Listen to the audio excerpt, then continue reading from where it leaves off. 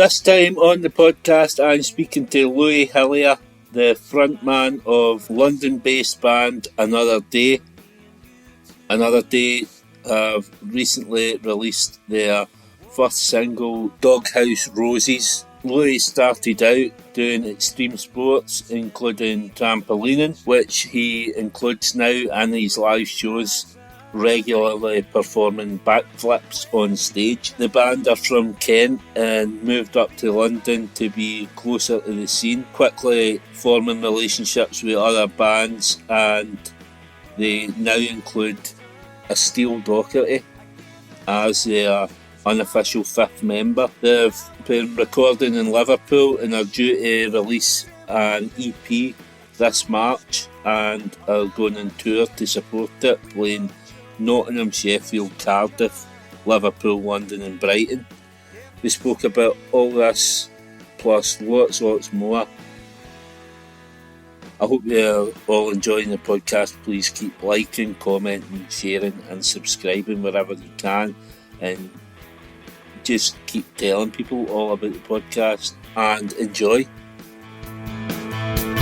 Sky through the sunlight in my way. The seasons look like changing, but the cold will stay.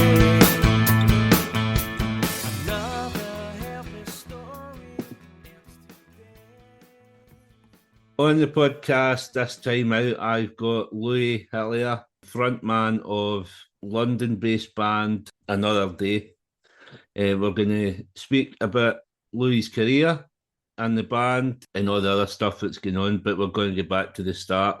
What was life like for yourself growing up as a young nipper? How was it? Yeah.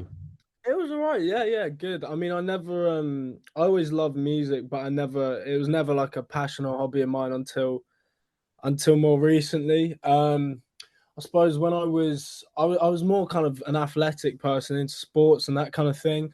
Mm-hmm. Played field hockey for quite a bit when I was younger, but once I kind of progressed at that, it wasn't fun anymore, and I soon found freestyle trampolining, which is a bit of a weird thing that people in the music world don't really know that I do necessarily, but I think that must have been when I was like 13, 14.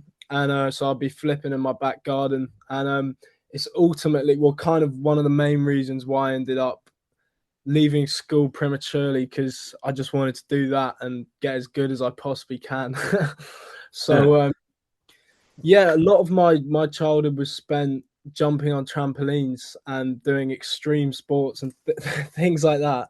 And it wasn't till a bit later that I actually got into music.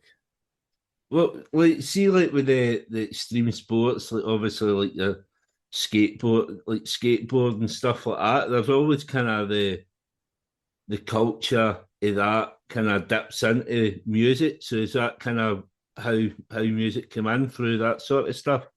I honestly wish, because skateboarding can have a little bit of an overlap with the kind of pop punk kind of thing in the 90s or the 2000s or whatever. But my sport, freestyle trampolining, had like no correlation whatsoever. Like the music that those guys were into was just like dubstep and Skrillex and stuff. So, and I'll tell you what, I liked it back in the day. I liked it, and I even I was interested in like, EDM and like drum and bass and stuff like that. But no, there wasn't any musical thing there. It was something else that kind of, got me into that. And obviously, like, looking through some of your videos, you still kind of you bring this trampoline and backflipping and all that into your live performance. So how does that get done with the crowd, and how do you manage it on some of the stages? Because I mean, some of the stages are pretty small. Yeah. I mean, we've been doing it ever since we started as a band, because we just thought it would be a cool little kind of thing to do that we don't really see happen that often. And sometimes if we ever do somewhere where the ceiling's like really low, I have been close. Like it's me and my brother who do it. We have hit the ceiling before. Mm-hmm. We haven't had anything fatal. I remember this one show in Tunbridge Wells at the Forum where my brother did like a run up into a backflip. So he's like swinging his leg, and he had a GoPro on as well, and he went straight into the side of the stage and absolutely like whacked his head. But we make sure everyone's like split out the way so we don't hit anyone. But I think the goal is with that stuff is when we get bigger and stuff, we want to do bigger stunts on bigger stages. So I want to know how far I can take it, really, Oh, that's amazing. So obviously, like you mentioned, your brother, he's in the band with you. So firstly, so who got who into the extreme sports? So extreme sports, we kind of started together with doing like scootering at skate parks and stuff like that. And I quickly got into trampolining, and he started doing it with me, but he wasn't as into it as I was. He spent a lot of time into gaming and stuff like that when he's younger. But music, it was kind of the same as well. Yeah, but I think it was me first with the flipping and stuff. Yeah. Right. And so how did the music come in then? When did you kind of discover the passion for that? Yeah, so I was like I said, when I was in school, I can't remember what year, maybe year 12. It's just after like the GCSEs or whatever. We had that big summer where you've just finished your exams and having a load of fun. I hated the idea of going back. It was just like, no, I can't go back to school or college or whatever. I just can't do it because of this trampolining thing. And I did go back, but I just really struggled. I was really shy, introverted. I couldn't like get up. My worst fear was getting up in front of the class doing like a presentation or something. I would just if that my name got called out, I'd have to leave. I'd have to run and just like get out of there. It was the worst thing. And then it got to Christmas time. And this is just before lockdown, so a lockdown was about to hit, and I think we were about to come back to school. I was bored one day, and my mum was like, "Oh, you should watch a documentary on like music. Watch Supersonic or something about Oasis or whatever, the Beatles or something like that." And I was like, "Yeah, go on then." And I watched it. As soon as it finished, like I was like, "That's it. I want to do that. This is what I want to do." I was like, "This is amazing." I didn't know anything about it or anything. I was like, "Yes." And it just clicked. And the next day I went back to school and I didn't speak to anyone. I think I missed a few lessons. I just like went through Spotify, adding every song that I heard, and I was just obsessed. Then the day after that, I came back, walked into to my first lesson, saw my mate walk into the door, and I just waved at him, and then just hopped over the gates and left school. I was like. And that's the moment then this shy, introverted kid decided to front a rock and roll band. Kind of, yeah. I mean, it was partly because of this trampolining stuff as well. I was like, I don't have any time to do it because of school, and I was doing sports as well with the school and things like that. So I wanted to do that, but also this new thing with music. I was like, there's something here that I can fill my time with. And just as lockdown hit, I'd be calling my cousin every day, and he's already playing guitar. He's already had lessons and things like that. And he goes, "Oh, we should start a band." I'm like, "Yeah, when this lockdown finishes, let's do something." And we'd be sending songs to each other and things like that we like throughout lockdown. And then and that's when it started. It was just me and him for about a year, just messing around.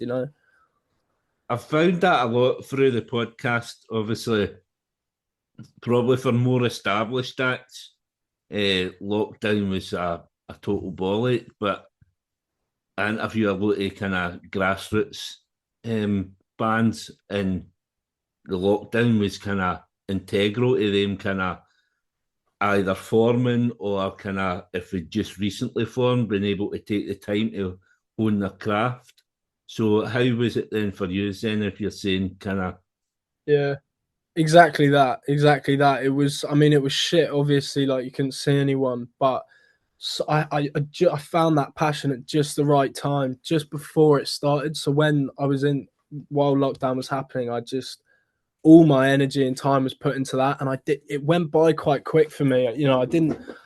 I didn't struggle too much because I had that thing that I was so focused on, just playing guitar non-stop. And that definitely made it a lot easier, but it was super important for me to yeah, really like find the passion for it. Definitely 100%. Is he like talking about that like guitar wise? So was that you just learning guitar at that point, or did you have some sort of basic? So my dad's always been in a band. Like he's in like a 50s rock and roll jump blues kind of band. He's always been playing since I was a kid, and always loved watching him playing. There's always been guitars around the house and things like that.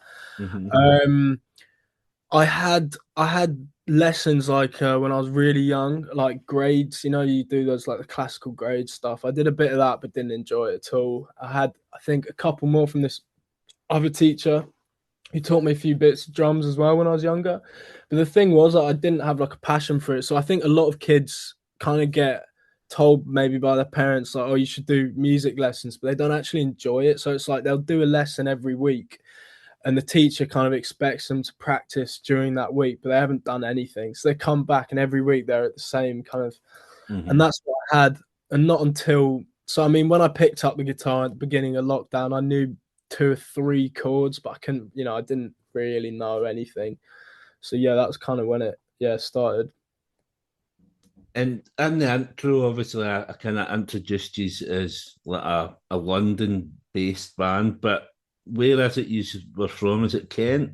Is that right? Yeah, specifically, yeah, we're from Kent, in like the middle of, well, we're near Tunbridge Wells, that kind of area, but technically in the middle of nowhere. Mm-hmm. And but we kind of, we're most active as a band in London, so we do all our gigs there. We started off doing a lot of gigs down here, but there came a time when I realized we have to be in London to like to do this because it's where everything goes down, and it just changed everything. As soon as we went to London, everything started kind of going Mm-hmm. up. You know. And obviously, I seen like you played Justine's and Margate quite a bit, so obviously that's in Kent, in it. So, is that kind of like your big place for playing when you're playing like homecoming sort of stuff? Yeah, kind of like I mean the Tunbridge Wells Forum, we've played there many times supporting bands and things like that. But definitely down in Margate, we have a good connection with. We recorded at the Albion Rooms a few times back in the day, which was really good. And done all sorts there. Done some gigs at the Albion Rooms. Justine's had like a residency at Justine's for a bit. So I think we should be going back there this year at some point. But it's a great place, good community down there as well, with the Libertines and everything like that. Yeah, So they've kind of. It looks like in the last few years what they've done for the full area. It's absolutely amazing. oh, 100%. I mean, I never really went to like Margate as a kid, but there wasn't anything for me to like to be attracted to go there. But because of the kind of the hotel, the studio, the venues that they've created, it's great. And there's a load of good musicians down there as well, Mm-hmm. with a little thing going on. So yeah, we're going down to Ramsgate late this month actually. So yeah. It's dead. It's really expensive to get to. Obviously, I'm up here in Scotland, but um, my missus is for Crawley, so we're doing south every summer, and I've looked at like getting the train there to Margate for the day and kind of doing all the stuff, going to Albion Rooms, going to. I think I was wanting to go with Richard Ashcroft play last summer or something, but it costs it's about 60 quid on the train for Crawley, like for the day, and it's like it's near enough a 2 hour train journey and all that. It's a fucking bollock. It'd probably be easier for me to get to it by where I'm at now than it is for down south. It's really hard. It is, as you say, it is out in the sticks in the middle of nowhere. So like coming into London then, like as the boys for Kent and then coming into this London scene, how were you kind of taken to that at first? what's that London scene like, more than anything? Well, it's amazing. I mean, it's a whole nother world, really. Like, I can't remember what happened. I saw a few bands play. Actually, well, I think I can't really remember, but I must have gone up to watch like Ash or something like that, like the '90s band, and met a few people there, found a few young bands, and just like started going to watch them. And I said to myself, I said, right, I know like at this point I know no one in London, but I got a sense that there was like stuff going on, and like it's where I want to be if I want to be doing this kind of thing. So I said to myself, in a year's time, all my mates are gonna be in London. I'm gonna have made like loads of friends.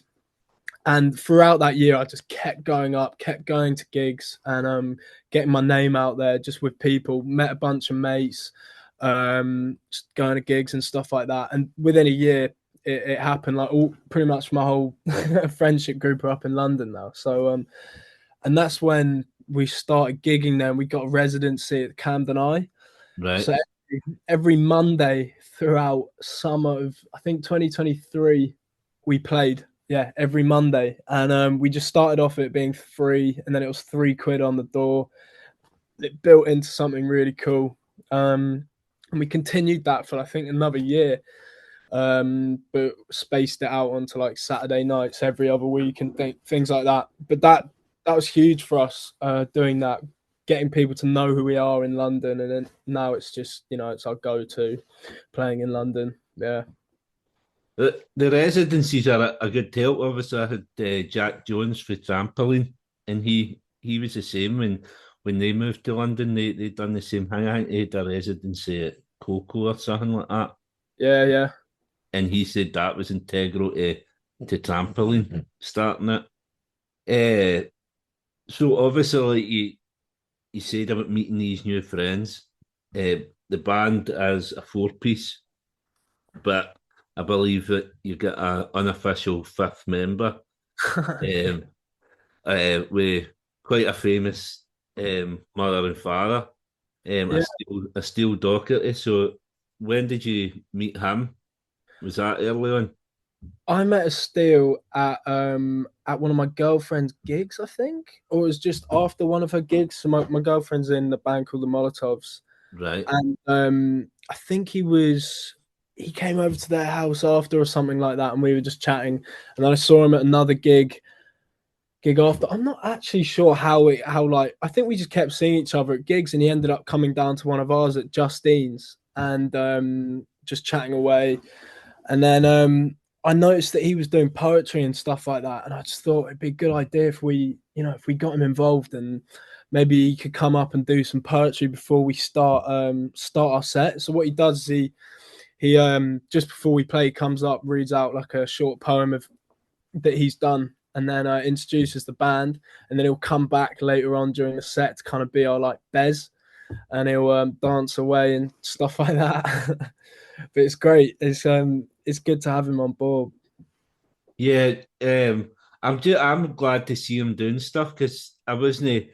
I've always kind of searched them out. I'm a big Libertines fan, so I've kind of I was well aware of him, but I kind of thought he was quite quiet, and to see him kind of step him up and doing all this, it's amazing, and it's Oh, brilliant for him to be on board with you and for you to have somebody like that with a bit of backing.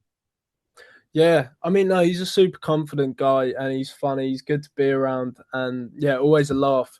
Like we just had him with us shooting our next music video, which is good. So yeah, he'll be coming on tour with us next month, and doing some more poetry. So yeah, yeah. So obviously talking about the sound, then for anybody that hasn't heard the band, how would you describe the sound? It's hard for me myself to like put into words, but we got played on Radio 6 a couple of weeks ago, and Tom Robinson said, chiming in the lovely scuzz, raw emotions, or something like that, and that felt right to me for that song in particular. Hmm. Um, yeah, it's really hard for me to kind of rattle off what I think exactly. I think it sounds like. I got that question in an interview the other day where I had to write stuff down, and it said, "How can you describe your sound in one word?" I was like, "I can't do this," so I just put green, like the color.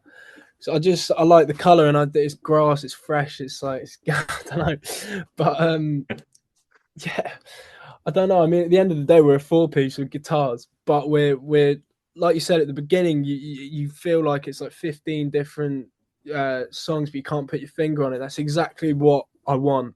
I Yeah. want people to go, oh, this, it sounds familiar, but I can't put my finger on it. That's what I want, because then I feel like you're getting somewhere new with it. And I think a big help for that has been our producer. He's amazing, and he just gets it. So yeah. And is it producer up in Liverpool? Is that correct? Yeah, he's up in Liverpool. Yeah, So how does that work? You've been up there recording. Obviously, there's lots of producers up there. Obviously, you get James Skelly for the choral works with loads of folk. You get Ian yeah. Brody as well. So who is it you're working with? So he's called Craig Lee Williams. He's done quite a few things in his past, all sorts of different bands and stuff. But he's currently working at the Cavern in a band called Carousel, who just do like great '60s covers. It's not like you go to the Cavern and you see them covering like Hey Jude and stuff like that. They're picking good songs which have links to the Cavern. But me and my girlfriend were like. We were kind of on holiday in Liverpool. For us, a holiday in Liverpool is like the best kind of holiday, for the Beatles and everything. So he was playing, and we had no idea who he was, and we are at the front just going mental, pissed out our minds. And I think he picked up on us just kind of dancing around, singing along. He said, "Oh, next time you're here, give me a call, and we'll go and have a drink." And we went back, spoke to him and stuff. He was being quite like mysterious, so I couldn't really figure out who this guy was. And he heard, I think he followed us on Instagram and heard Doghouse Roses, the song we just put out. And he said, Mm-hmm. "Oh, this tune, I'd love to like produce something with you guys, work with you." And then before we knew it, we were up in Liverpool recording an EP, which actually we haven't announced yet, but yeah, we got an EP coming out. So yeah, and he's amazing. He's so good. I couldn't ask for a better producer. Like, he's totally on the same wavelength. He's a big purist when it comes to music. He's got lots of cool, wacky ideas, and he's very in tune with kind of. There's a kind of spiritual element, I'd say, to the recording process. That's one of the things that kind of they say about Liverpool. It's quite a cosmic, the kind of a cosmic background to it. They seem like they're connected to the universe. Uh, Um, I Absolutely. Beautiful city, man. It, Uh, so I like obviously, like as I said, I asked you to describe the sound, and you weren't able to. What I got for Doghouse Roses, it kind of it starts off. It sounds like Nirvana, and then all the way through it, to me, it's got kind of Evan Dando, Lemonheads kind of vibes, but with the British kind of Britpop. But there's so many bands that are kind of they're nearly at the tip of my tongue, and I can't kind of quite get it out. But it sounds amazing. I've had it on loop the last kind of week or so, and it's definitely a grower as well. yeah, no, thank you. I'm glad. So you kind of mentioned an EP. Are you allowed to talk any more about the EP, like when it's going to be out, stuff like that? Yeah, for sure. I mean, it's coming out in about a month's time, I think. Mid-March when we're on tour. 4 tracks. Obviously Doghouse Roses. We got one called Merry-Go-Round, which is a lot more kind of punky and more faster and more guitar based. Song called Guilty, which and yeah, and Take a Seat, which is an acoustic number, which I think people won't be expecting it to kind of translate the way it does through the speakers. It's got a really dreamy feel to it. And whereabouts? Obviously, you says you're touring in March. So whereabouts are you? Is this there's 6 dates in it. Nottingham, Yes. Sheffield, Cardiff, Liverpool, London, Brighton. Yeah, that's right. Yeah, yeah. So is this like your kind of first tour where you've kind of broke it? Properly, yeah. I mean, we've done a few bits like 3-day things back in the day, but probably the first kind of main proper tour that we're trying to push. Yeah, yeah. And what's your plans for um, coming a bit further north? Obviously, I'd like to see you up here, Glasgow, or something like that. Yeah, would love to. I mean, Newcastle, Glasgow, all those places, we'd absolutely love to. We've got a mate called Frankie Dobson. I'm not sure if you've heard of him. Mm-hmm. He's in Newcastle, and we've been trying to sort something out for ages now. So I mean, hopefully we'll be up that way. And if we do, if we come to Glasgow, we're going to come to Newcastle. If we go to Newcastle, we're going to, or wherever it is. So yeah, I would love to. I'm always up for playing anyway. Yeah. Yeah. I manage a band up here, so I'm always looking for opportunities to get on bills. So we're trying to go into the Pastel. Pastel are playing King Tut's in the 28th. We're trying to get the support for that. But Yeah, aye, yeah. passion for everything in there. Well, yeah, we'd always be up for hooking up with anyone. Yeah. Yeah. So obviously, like down in London, like looking at the gigs you've played as well, you've played kind of some notable places. Obviously, like Seabright Arms is kind of synonymous with Libertines. So, like things like that stand out. So, see, like playing the venues, do you can you feel the history in them? You know what? I didn't actually know that about the Seabright Arms. I had no idea. However, something funny about that is not when we last played there. We played there recently, and it was a really good gig. I love that venue. But I went back to watch another band. I'm wearing their merch right now, actually. The Paris Match, amazing band. Mm-hmm. And I was at the bar, and I looked to my right, and I'm with one of my mates. And I looked to my right, and it's James McCartney, like Paul McCartney's son, just right next to me. I was like, what are you doing? Mental. I didn't speak to him or anything, but it was just the weirdest thing. But I suppose playing in I'm trying to think the Camden Assembly used to be what, like the Barfly or something like that, or the where the Libertines used to play. I Yeah. think. Yeah, there's just, I mean, there's so many venues there and so much history, and you could Yeah, spend a lifetime just ticking off the venues in London before you even think about your Liverpools and Glasgows and all that. I mean, it was like for us, for the band, we've been going for just under a year, and we played King Tut's twice, and like that was a dream to do that. So yeah, I can only imagine what it's like playing the kind of venues down in London. But yeah. so EP in March and a tour coming up. Any plans further afield, or is it just kind of as and when? Well, I am just super keen to get an album going. Like, it's always been a dream of mine. And the songs that are kind of coming through now, I think, are a lot stronger and more interesting as well, than what the ones that are coming out now. But I mean, that's always the case with people. They're always excited about the next thing. Mm-hmm. So definitely that. And I mean, want to gig in other places. Just want to take it as far as I possibly can. I think, I mean, it's only up from here. Yeah, I'm excited. I can't wait.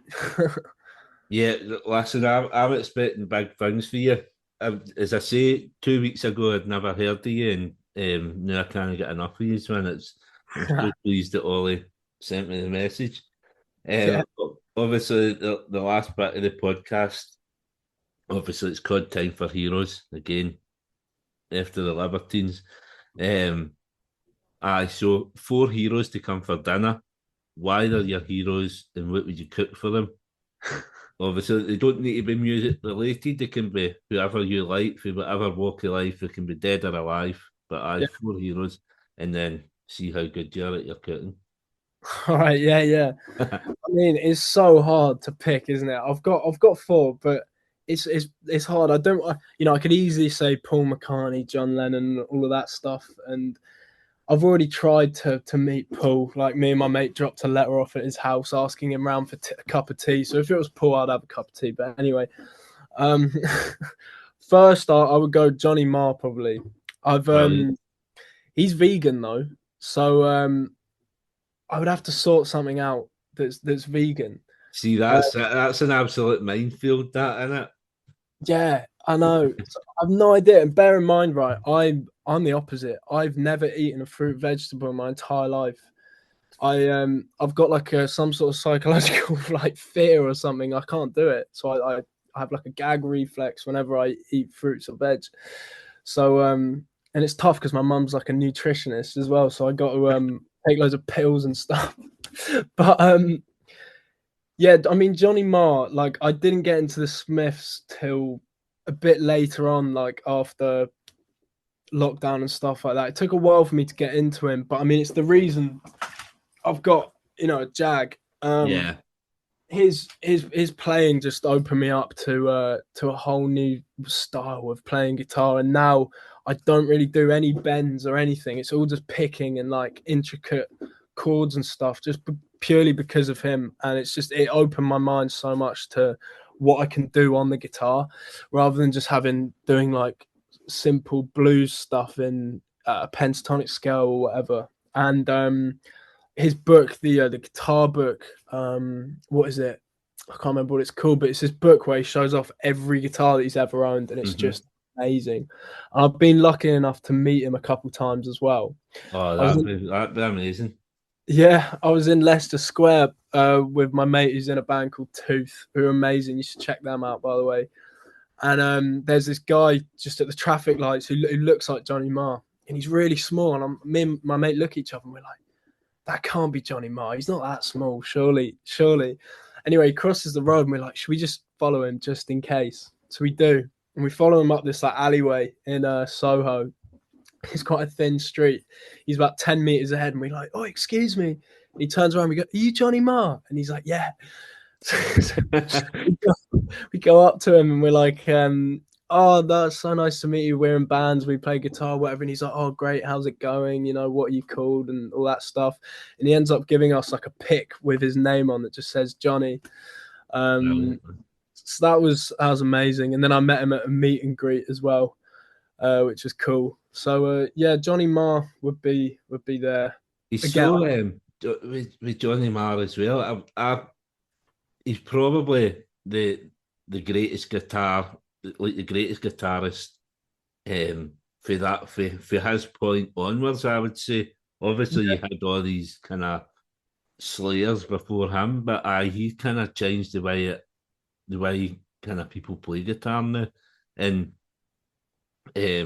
he's kind of evolved. He's done the Smiths, and then he's done like the solo stuff, all that. He's come back. He's worked with the Cribs. There's so much kind of different facets to him. Yeah. That's an absolute hero. That's a brilliant first choice. Yeah, it's got to be. He's amazing. So yeah. Oh, by the way, his podcasts are great. He's done millions of podcasts, and he's done loads. If you go on Spotify and search Johnny Marr podcast or YouTube, there's loads. I've listened to all of them at least twice. What, him getting interviewed on different podcasts? Yeah, he goes on quite a lot of podcasts. Yeah. Yeah, he's somebody I've been trying to get. I've been doing this 4 years, man, and he's been on all these podcasts, and he's never been on mine. Right, that'll be me the rest of the day in a Johnny Marr podcast rabbit hole. Yeah, exactly. Yeah. Yeah, brilliant. Aye, next one then. So next one, this is going to be a bit different, but Mo Farah, the runner for Great Britain, I think he kind of changed my outlook on to like what I believe could be possible with myself. Back in 2012, I think I was only 9 or something. Mm-hmm.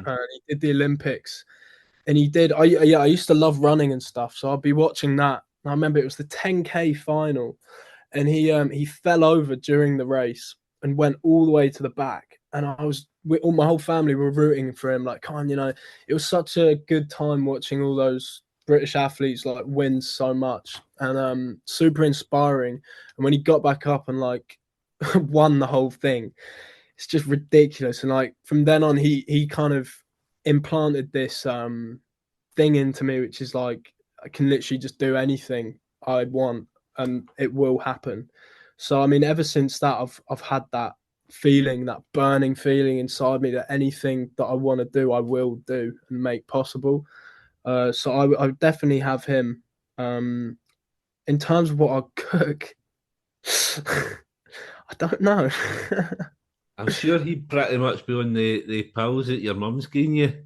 Yeah, probably. Yeah, I mean, yeah, again, with like, see with the Olympics, it's funny in it because that sort of thing's no really my bag of it. Like I'm into my football and stuff like that, but it must be just because it was a home Olympics in that's it. 2012, Yeah, and when you look at all the people for that Olympics, they're all kind of superstars now, aren't they? Like Anthony Joshua came for that yeah, Olympics. You get your Mo Farahs, Usain Bolt, obviously. Um, you got all the swimmers and all that, but they are all kind of inspirations and heroes to people now. And you see that you turn on the telly the day, you're guaranteed to see one of them by the end of the night, aren't you? yeah. It's amazing what that kind of event's done for the country and the people. Yeah, definitely. I think it was because it was that 2012 London thing. It was like, yeah, it was everywhere, so I couldn't miss it really. But Yeah. I'd have Mo Farah. Right, Um, that's brilliant. yeah. So next, I would have Paul Westerberg from The Replacements, band which I do not think get talked about enough ever. I've got their album sitting. Oh, you can't see it. It's like spinning right now on my vinyl while I'm not playing, but probably my favorite band of all time.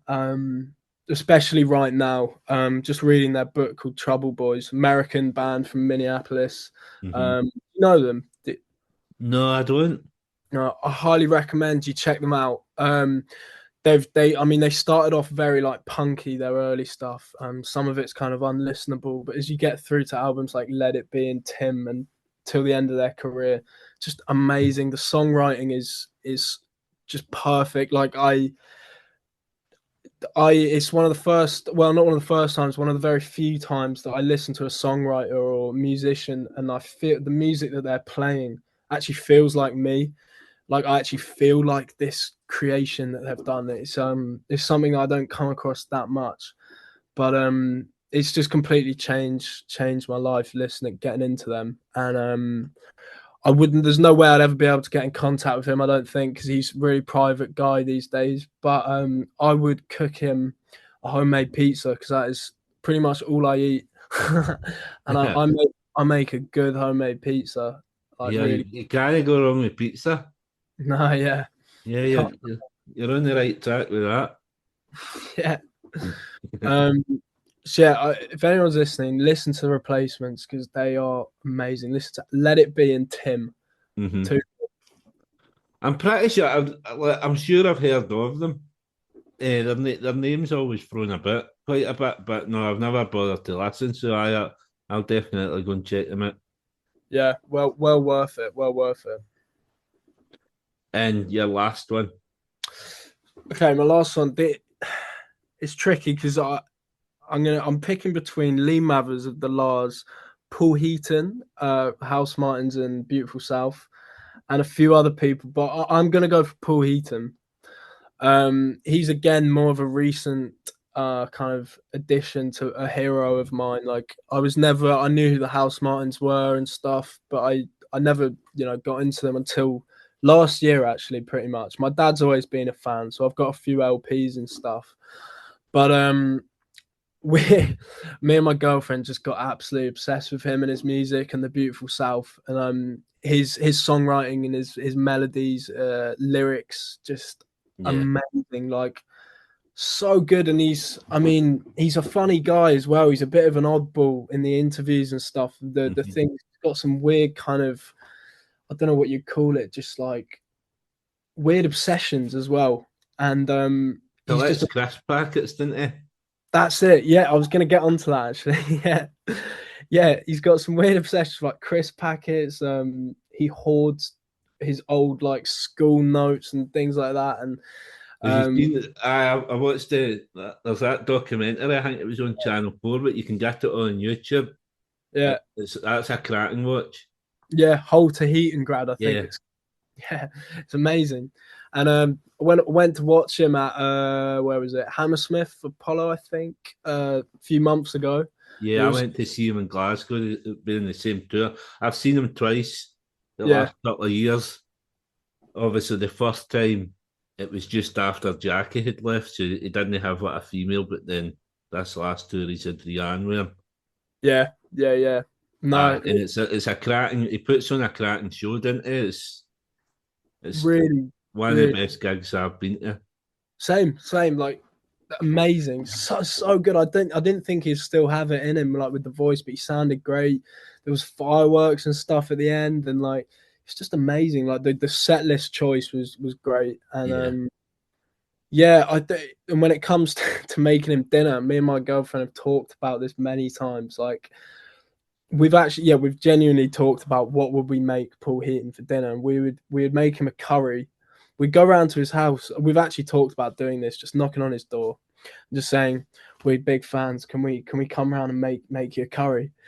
And he'd let us in, and we'd sit down with his family, and we'd make them a curry, and then we'd bring a selection of crisps from all over the UK, and do like some sort of crisp review with him. I mean, again, he's another one that I've been trying to get on for the start, and I Yeah, think if you get him at the right time, like he's like if you message him on Twitter or Instagram, he yeah. does reply. But I've never been lucky enough. But if I get him before you meet him, I'll pass on your email and say to him that you're going to come up and cook him a dinner. Likewise, I'll do the same for you. Yeah, I mean they're a I would I'd be quite happy to come for dinner with you as well. Then if you're inviting me for, I'll come up as well. Yeah, why not? Why not? But an absolute pleasure having you on. The one last thing I wanted to say, just because this has been a talking point at my work for the last week. Yeah, You're sporting a lovely leather jacket there. yeah. I've just bought two. I've just bought two on Sunday, two pretty green ones. Um, I've been on Vinted for weeks and weeks trying to get leather jackets. And I got a couple of ones and they turned up and they weren't real leather, they were full leather, one was leather look. Um, and I've ended up with these two pretty green ones. I was telling everybody at work about it, and a couple of my pals at work are saying, "What you doing buying leather jackets? Nobody's wore a leather jacket for the 90s." And I'm like, I I had one that I just sold because I grew it. But I don't think you can go wrong with a leather jacket, especially in the music industry. So just kind of I wanted to put that out there that leather jackets are still in and you're looking very good in it. And fuck all my pals at work. It's crucial. You got to have a leather jacket in the rotation. I mean, I've got a pretty green one as well. This one's not pretty green, but I've had this brown one for the longest time, and once you get one leather jacket, they last forever. Yeah, So I'll have this, till the day I die, and it looks better with age as well. So the longer you have it, the better it gets. yeah. Um, Well, the fact that I went and bought two as well, so I'm gonna what day is this? Thursday. I'm going out tomorrow night to look at a band. I might be taking on another band to manage. nice. And the biggest decision isn't whether to start managing this band. It's what one of these two leather jackets to wear. Yeah, yeah, yeah, yeah, yeah. I mean, it's crucial. It's crucial. But an absolute pleasure having you on, and we look forward to the EP in March. And if anybody's about Nottingham, Sheffield, Cardiff, Liverpool, London, Brighton, another day are on tour, go and check them out wherever you can. I'll post ticket links and all that. But Until then, everybody go and check out Doghouse Roses on all streaming platforms, stuff like that. Aye, absolute pleasure having you on the day, Lou. Right, thank you so much. I really appreciate it. Lovely to meet you. Thank you. I hope you all enjoyed this episode of Time for Heroes podcast. If you would like to get in touch, the best way is on the Facebook page, Time for Heroes podcast, or on Instagram at Time for Heroes podcast, or Twitter at Time for Heroes P1, or drop me an email at timeforheroespod@gmail.com. You'll find Time for Heroes on all podcast platforms, including Spotify, Apple, Google and Amazon. Please leave a review where you can, share with others, and more importantly, enjoy.